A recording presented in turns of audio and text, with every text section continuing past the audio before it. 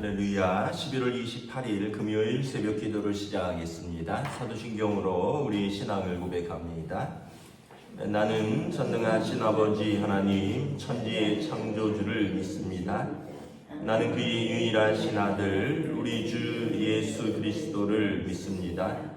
그는 성령으로 잉태되어 동정녀 마리아에게 선하시고 본디오 빌라도에게 고난을 받아 십자가에 못 박혀 죽으시고 장사된 지 사흘 만에 죽은 자 가운데서 다시 살아나셨으며 하늘에 오르시어 전능하신 아버지 하나님 우편에 앉아 계시다가 거기로부터 살아있는 자와 죽은 자를 심판하러 오십니다.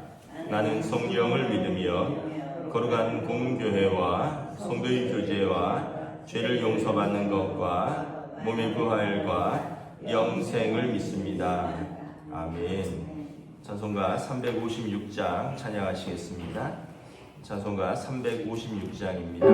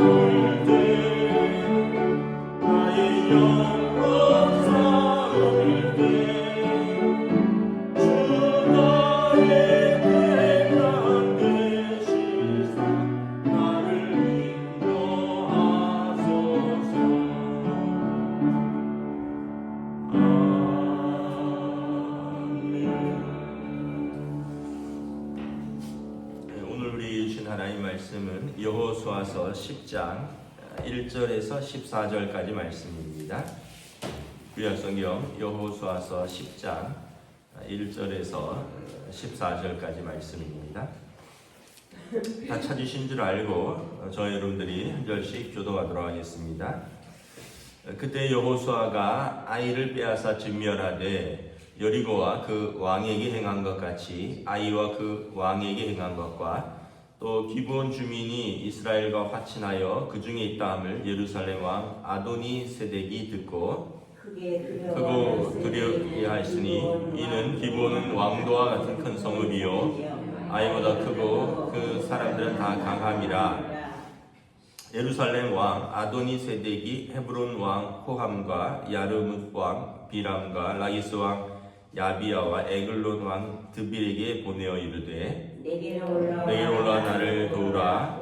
우리가 기본을 치자. 이는 기본이 여호수아와 이스라엘 자손과 더불어 화친하였음이라 하매 아모리 족속의 5 왕들 곧 예루살렘 왕과 헤브론 왕과 야르뭇 왕과 라기스 왕과 에글론 왕이 함께 모여 자기들의 모든 군대를 거느리고 올라와 기브온에 대진하고 싸우니라. 기브온 사람들이 길갈 진영에 사람을 보내어 여호수아에게 전하되 당신의 종들 돕기를 더디게 하지 마시고 속히 우리에게 올라와 우리를 구하소서. 산지에 거주하는 아모리 사람의 왕들이 다 모여 우리를 치나이다 하매 여호수아가 모든 군사와 용사와 더불어 길갈에서 올라가니라. 그때 여호와께서 여호수아에게 이르시되 그들을 두려워하지 말라. 내가 그들을 내 손에 넘겨주었으니 그들 중에서 한 사람도 너를 당할 자 없으리라 하시니라.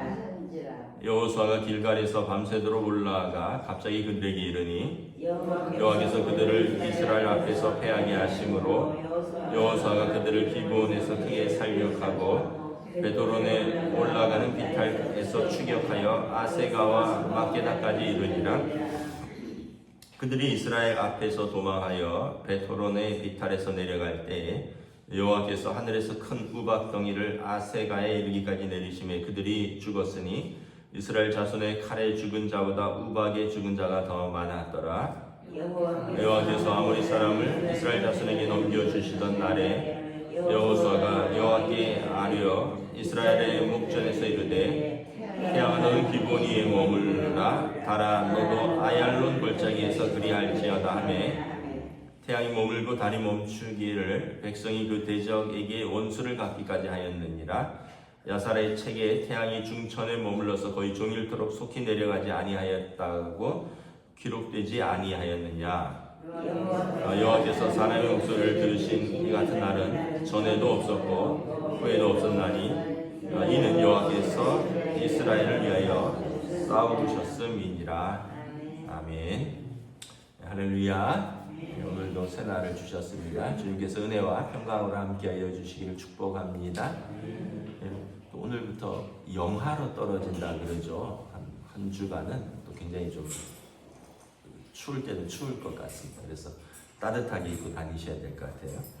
오늘 말씀은 이제 기브온이라는 족속이 그 이스라엘과 위장 평화를 맺었죠. 그러니까 속이고 자기들은 이 땅에 살지 않고 멀리 사는 족속이다. 하나님의 소문을 들었고 이스라엘의 소문을 들었으니 우리와 화친을 맺자. 그래서 속아서 기브온과 화친 조약을 맺었는데 이제 나중에 알고 보니 그 땅에 사는 족속이었습니다.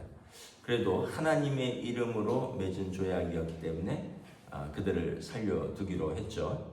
근데 이제 10장에 보면 1절에 보면 그 가나안 땅에 사는 그 여러 성읍의 왕들이 기브온이 이스라엘과 손을 잡았다고 우리를 배신했네. 이제 기브온을 올라가서 치자라고 동맹을 맺습니다. 그 중에 이제 1절, 2절 이렇게 보면 예루살렘 왕 아도니세덱이 주도하는 연합군들이 3절에 헤브론 왕, 야르뭇 왕, 비람과 라기스 왕, 아비야와 아이글론 왕, 드빌 이런 왕들이 이제 도시들이 연합해서 기브온을 치려고 이제 준비를 합니다. 그 옛날의 도시들은 어느 정도 규모냐 하면 제가 오래전에 한번 성지순례 갔었는데 라기스를 발굴했던 거기를 가봤거든요. 그 라기스라 여기도 나오는데 라기스를 발굴했던 현장을 가봤는데 옛날에는 한 성읍이 우리 한 여기 필동, 묵정동 요 정도, 예장동 요 정도. 그러니까 한 고을입니다. 한 고을. 그러니까 남산 1호 터널에서 저 장충동 엠베서더 가는 그렇게 동그랗게 좀 보시면 그 정도가 하나의 성읍입니다. 그리고 그 정도가 한 왕입니다. 그 정도에. 그러니까 왜냐하면 특별히 이제 팔레스틴 같은 경우는 좀 사막 기후가 많기 때문에 오아시스 물이 나는 이제 지역을 중심으로 도시가 형성돼야 되거든요. 그리고 또 성읍이라는 것이 완전히 이제 성벽을 쌓아야 되기 때문에 아주 크게 할 수 없고 논과 밭은 뭐 논은 없겠죠. 그쪽은. 그러니까 밭은 성 밖에 있어도 사람들의 거주지는 다 그 안쪽에 모여 있습니다. 그러니까 뭐 대충 규모가 짐작되시겠죠. 여기 남산 1호 터널에서부터 저기 장충동 거기 엠베서더 호텔 그 정도까지가 성벽으로 둘러싸여 있고 그 안에 사람들이 모여 살고 뭐 그 밖에는 뭐 밭도 있고 뭐 산도 있고 그런 거죠. 그래서 거기가 하나의 도시인데 도시이면서 동시에 이제 성이 되고 그곳에서의 군주는 왕인 거죠. 그러니까 도시국가라고 보시면 되는 거예요. 그러니까 왕들도 많고요. 그런 거예요. 지금 기브온이라는 도시 국가는 아마 좀 꽤 큰 성읍이었던 것 같고, 그래서 이 사람들이 예루살렘 왕 아도니 세덱이 뭐 손잡았다니 우리가 연합해서 기브온부터 치자 이렇게 되는 거죠. 왜냐하면 기브온의 성이 견고하니까 거기에서 뭐 어떤 물자라든가 뭐 이런 걸 보급하면은 안 되니까 그렇게 되는 거죠. 참고로 가장 오래된 도시 성읍은 여리고와 예루살렘입니다. 이 예루살렘 성과 여리고 성이 아주 오래된 성읍입니다. 이유는 거기가 아주 좀 높은 지대에 있고요. 이제 지역으로 따지면 마치 그런 것 같아요. 제가 이렇게 가보니까 이 여리고 성이나 예루살렘 성은 거의 남산 꼭대기 같이 높은 곳에 위치해 있습니다. 그러니까 적들이 올라오려면 이게 경사를 통해서 올라와야 되니까 도시를 방어하기 좋고, 그러니까 이제 뭐 물도 있고 성을 방어하기가 좋으니까 아주 견고한 성이고 오래되고, 그래서 예루살렘에 성전이 있는데 사탄이 예수님한테 성전 꼭대기에서 뭐 세상의 영광을 보여주면서 나한테 절하라 이런 게 거기가 지대가 높기 때문에 그 지역이 다 보이는 거예요. 그래서 이 왕들이 지금 기브온을 싸우려고 하는데 기브온이 예루살렘 이제 여호수아에게 요청을 하죠. 우리가 당신들과 손잡았다고 이제 이 5 왕들이 연합해서 우리를 치려고 한다. 우리를 도와달라. 왜냐하면 동맹이잖아요. 이제 어쨌든 뭐 위장으로 속여서라도 했지만 동맹이 되었으니까 결국 이제 여호수아가 올라가서 그 기브온을 구합니다. 그리고 5 왕들과 이렇게 싸우는데 여기 보면 이제 2가지 기적이 나오죠.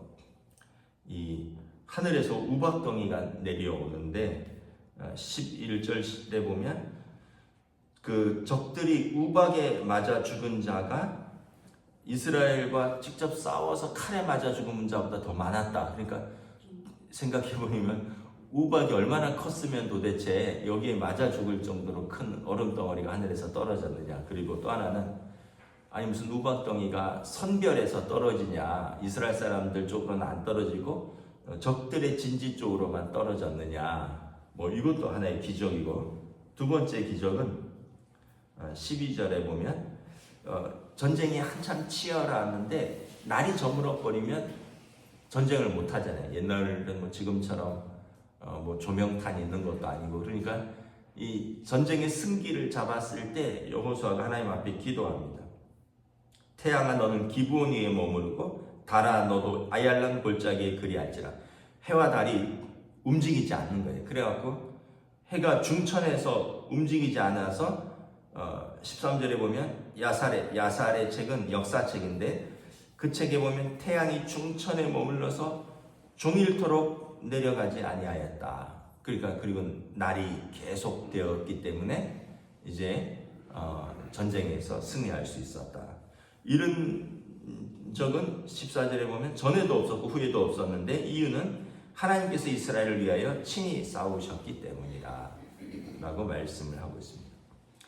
우리가 이제 한 두 가지를 생각해 봐야 되는데 뭐냐 하면, 첫째는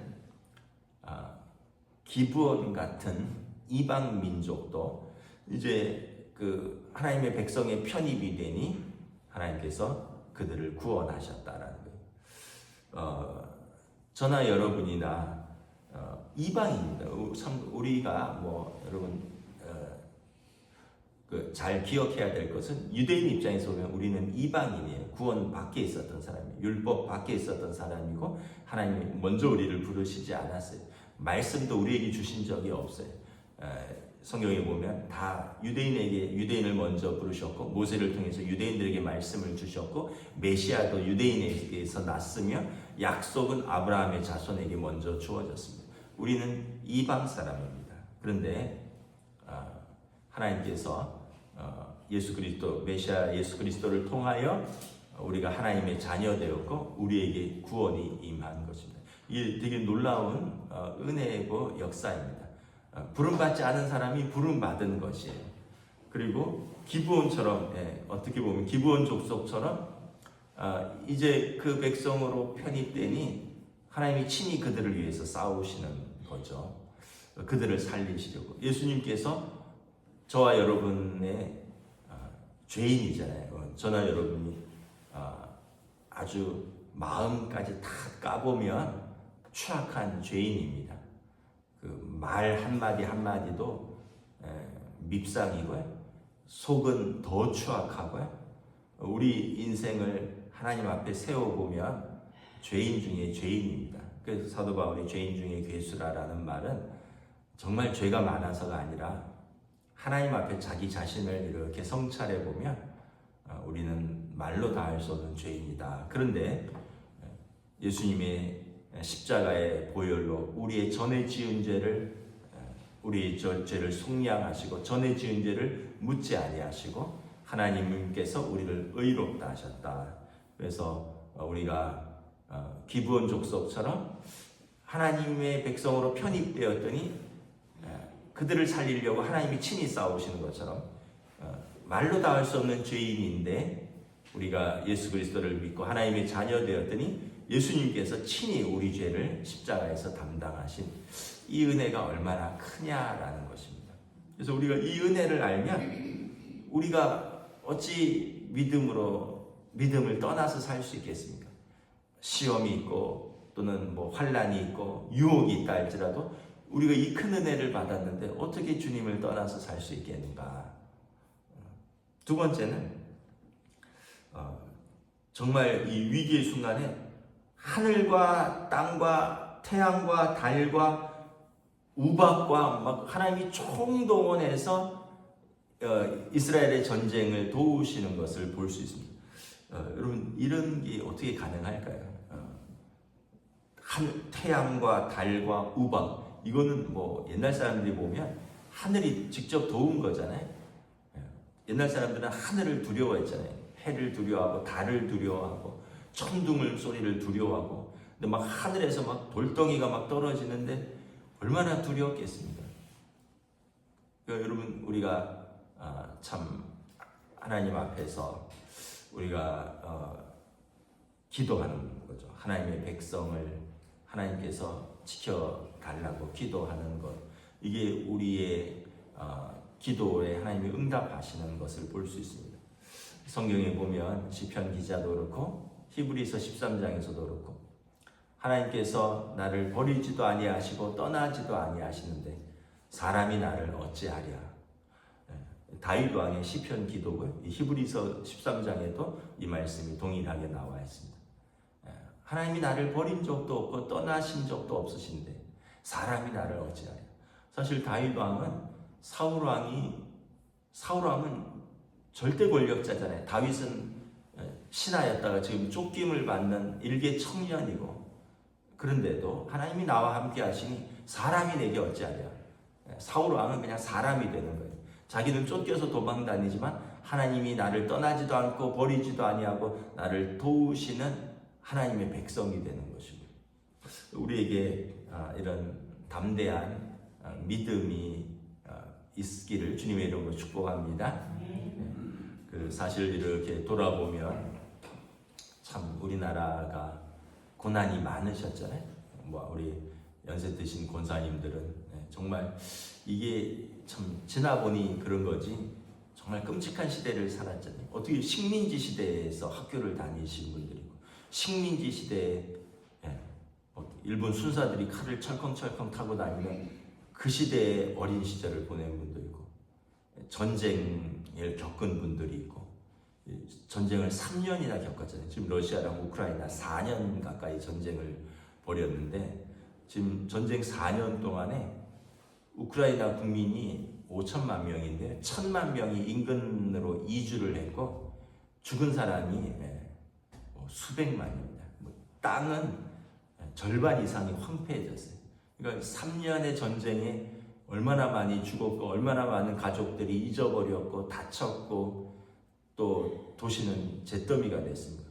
거기서 살았고, 그 가난 속에서도 살았고, 그런 걸 이렇게 보면 참 어떤 근현대사를 살아가는 우리 한국 민족은 참 고난 속에서 살았다. 그리고 위대하게 하나님께서 지켜주셨다. 정말 위대한 시대를 살았다, 이렇게 생각을 합니다. 거기에 또 개인적인 고난들은 또 따르고, 지금 민족적인 고난과 역사적인 고난만 이야기를 한다. 여기에 개인적인 고난은 따르고, 그럼에도 불구하고 돌아보면 하나님께서 지켜주셨다. 하나님이 인도하셨다. 그리고 무엇보다 우리의 마지막은 의의 면류관이 예비되었고, 하나님의 자녀들을 위한 하나님 나라를 유업으로 약속하셨다. 그러니까 참 우리가 감사할 뿐이다. 그 영원한 집, 손으로 짓지 아니한 영원한 집, 허물어지지 아니하는, 육체의 장막이 아니라 허물어지지 아니하는 영원한 집을 하늘나라에 우리를 위해 약속하셨다. 어제 뉴스 봤더니 홍콩에 아파트 7개 동이 불이 훨훨 타는데, 그 홍콩의 초고층, 홍콩도 서울보다 더 집값이 비싼 도시 홍콩이거든요. 도쿄, 홍콩 이런 데는 어마어마합니다. 그런 아파트, 엄청난 고가의 아파트가 그냥 훨훨 타는 걸 보면서, 참 손으로 짓지 아니하는 영원한 집, 허물어지지 아니하는 영원한 집에 하나님께서 우리를 위하여 예비하셨다. 이걸 생각하면 우리가 어찌 하나님 앞에서 믿음으로 살 수 있지 않을까, 우리가 다시 한번 고백하면서 오늘 하루도 믿음으로 살아가는 저와 여러분 되시기를 주님의 이름으로 축복합니다. 기도하겠습니다. 하나님의 은혜를 감사합니다. 오늘 말씀을 통하여 참으로 그들에게는 배신자지만 이스라엘 백성에게는 하나님의 언약으로 맺은 평화의 동맹인 이스라엘의 하나님의 백성으로 편입된 기브온 족속을 이스라엘이 그들과 더불어 싸우는 모습을 볼 수 있습니다. 그리고 그 전쟁은 하나님께서 친히 싸우셨다라고 기록된 것을 바라봅니다. 이제는 이스라엘뿐만 아니라 기브온을 위해서도 하나님께서 친히 싸우시니, 이는 이방인도 이스라엘 하나님의 백성에 편입되면 하나님께서 그들과 싸우시는 것을 보여줍니다. 우리는 이방인뿐만 아니라 우리는 심판받아 마땅한 죄인이지만, 우리를 예수를 믿는 믿음 하나로 하나님의 아들, 딸 삼아주시고, 예수님이 우리를 위하여 십자가에 죽으시고, 우리를 하나님의 자녀 삼아주시고, 우리를 하나님께서 의롭다 칭하셨으니, 하나님의 크신 은혜가 얼마나 큰가 우리가 고백하며, 또한 우리가 이 믿음으로 사는 것, 예수님의 제자로 사는 것, 하나님의 자녀로 산다는 것이 얼마나 큰 은혜인가, 또 기쁨이고 감사인가, 이것이 이 땅에서 얼마나 우리의 큰 소망이 되는가를 다시 한번 마음에 새기면서 오늘 하루도 믿음으로, 사랑으로, 소망으로 살아가는 주의 백성들로 인도하여 주시옵소서. 감사를 드리오며 우리 주 예수 그리스도 이름으로 기도드리옵나이다. 아멘. 하늘에 계신 우리 아버지의 이름을 거룩하게 하시며 아버지의 나라가 오게 하시며 아버지의 뜻이 하늘에서와 같이 땅에서도 이루어지게 하소서. 오늘 우리에게 일용할 양식을 주시고 우리가 우리에게 잘못한 사람을 용서하여 준 것 같이 우리 죄를 용서하여 주시고 우리를 시험에 빠지지 않게 하시고 악에서 구하소서. 나라와 권능과 영광이 영원히 아버지인 것입니다. 아멘.